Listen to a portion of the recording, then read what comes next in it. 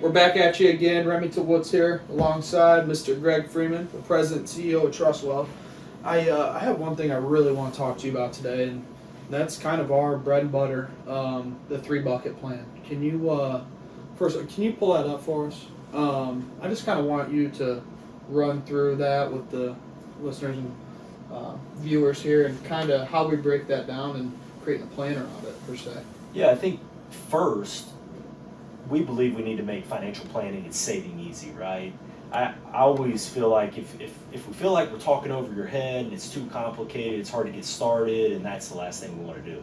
So really, my personal plan that I do personally and that we recommend to our clients is really starting to break down their plan in 3 buckets: short term, mid-term, and long-term. And most people generally have short-term, whether that's checking or savings, maybe even emergency fund. And a lot of people have long-term, whether that's their employer 401k, you might hear about a 403b, maybe a Roth IRA, those types of things. Let's break that down a little bit further. What are some things about that long-term bucket per se that differ from mid and short-term?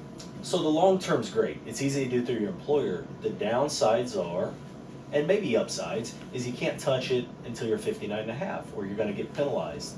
So putting money in there is out of sight, out of mind. Let that money go in there and let it compound interest, right?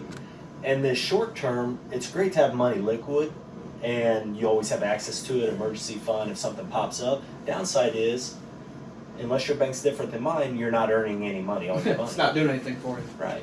So we focus a lot, and highlighted in red, that middle bucket. Can we put money in that middle bucket that we can get our hands on, but it can still be earning? And different types of accounts, like the brokerage account, or having cash value life insurance, or even maybe some real estate, whether it's rental property, investment property, whatever it might be.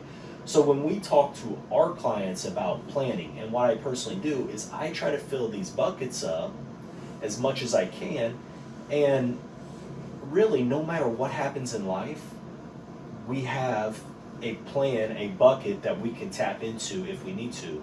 And if we end up not using the short-term bucket, maybe it moves into the mid-term.